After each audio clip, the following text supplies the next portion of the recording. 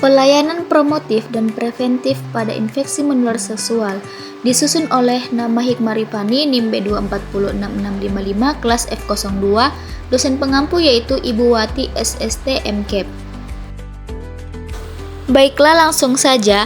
Prinsip-prinsip dan prioritas dalam pencegahan dan pengendalian IMS. Pencegahan dan pengendalian IMS secara komprehensif di negara berkembang haruslah mencakup berbagai pendekatan untuk mengatasi IMS pada semua tingkat sistem kesehatan dan juga mencakup komunitas target yang sesuai dengan prioritas nasional. Idealnya, pendekatan ini harus dimasukkan ke dalam suatu strategi IMS komprehensif dengan rencana implementasi yang dengan jelas menuangkan tujuan dan prioritas dari program. Selanjutnya, layanan kesehatan masyarakat dalam penanganan infeksi menular seksual.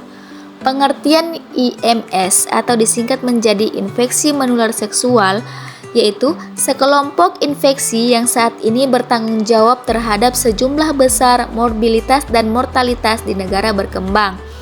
Karena IMS memiliki peran dalam memfasilitas transmisi human immunodeficiency virus atau disingkat menjadi HIV, serta memberikan dampak negatif yang signifikan terhadap kesehatan reproduksi dan anak-anak.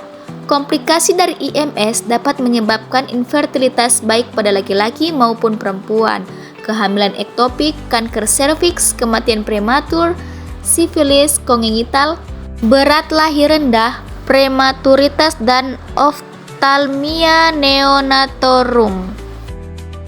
Tujuan pengaturan dan penjabaran prioritas alokasi sumber daya, yaitu untuk 1. Pencegahan dan pengobatan IMS, kebutuhan data tambahan advokasi politik, fungsi normatif pada tingkat nasional, pengembangan dan distribusi panduan kerja, panduan penanganan kasus untuk populasi umum dan subpopulasi risiko tinggi, dan fungsi operasionalisasi pengorganisasian pelayanan kesehatan untuk mencapai tujuan, yaitu yang pertama, integrasi klinik IMS delivery, supervisi oleh pelayanan kesehatan primer dan swasta, mengurangi stigma dan diskriminasi, serta yang terakhir yaitu menurunkan perilaku beresiko IMS. Selanjutnya, prioritas program IMS. Bagaimana insiden, prevalensi, distribusi, dan dampak kesehatan dari patogen IMS tersebut. Bagaimana karakteristik klinis misalnya sistematik atau tidak, dan komplikasi dari IMS tersebut. Bagaimana ketersediaan sarana dan teknologi penunjang untuk mengatasi IMS tersebut seperti alat diagnostik, obat-obatan, dan vaksin. Bagaimana kemampuan dari sistem kesehatan dalam menyerap intervensi terbaru. Yang terakhir, bagaimana penerimaan intervensi tersebut dari segi politik dan budaya. Sedangkan strategi pencegahan dan pengendalian IMS program bertujuan untuk yang pertama, mengurangi morbiditas dan mortalitas berkaitan dengan IMS, mencegah infeksi HIV, mencegah komplikasi serius pada kaum perempuan, serta mencegah efek kehamilan yang buruk. Pencegahan primer bertujuan untuk mencegah didapatnya suatu infeksi atau penyakit melalui perilaku seksual yang aman atau penggunaan kondom untuk aktivitas seksual penetratif. Pencegahan primer bertujuan untuk mengubah perilaku seksual yang dapat dilakukan dengan beberapa cara. Di antaranya, menunda aktivitas seksual untuk pertama kalinya, abstinensia seksual dan setia pada pasangan serta promosi tentang perilaku seksual yang aman, meliputi penurunan jumlah pasangan seksual, praktik seksual yang aman tanpa penetrasi genital dan promosi penggunaan kondom yang benar.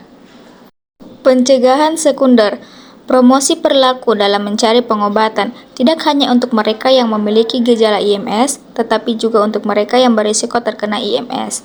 Penyediaan pelayanan kesehatan yang mudah diakses, diterima masyarakat, dan efektif baik untuk individu simptomatik maupun simptomatik serta pasangannya.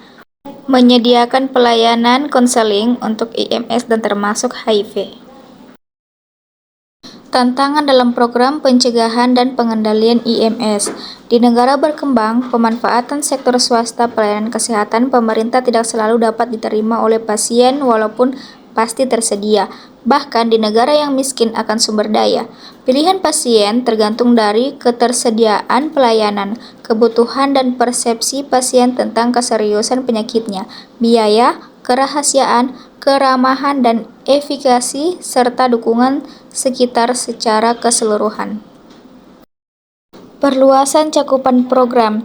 Ada beberapa komponen kunci yang diperlukan dalam meningkatkan skala cakupan, diantaranya yaitu 1. Komitmen politik yang kuat dengan melibatkan multisektor. Kedua, keterlibatan masyarakat yang memadai dan menggerakkan masyarakat untuk bekerja secara kolektif dalam memastikan program dimiliki oleh seluruh lapisan masyarakat.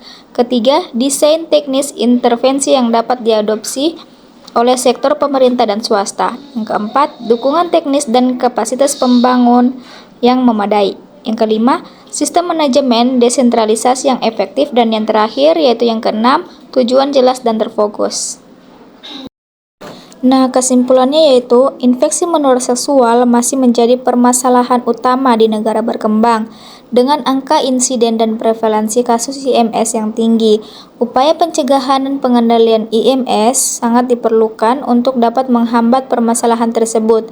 Terbatasnya keberhasilan pengendalian IMS di negara berkembang tidak hanya semata-mata karena kurangnya alat diagnosis pelayanan, meningkatnya resistensi antibiotik, pergeseran pola patogen IMS, rendahnya perilaku mencari pengobatan, atau dinamika transmisi yang kompleks.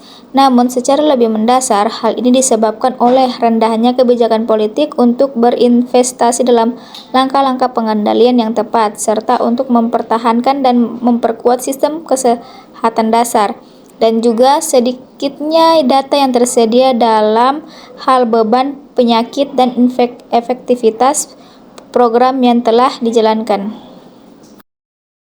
Nah, itulah tadi video edukasi yang telah saya paparkan.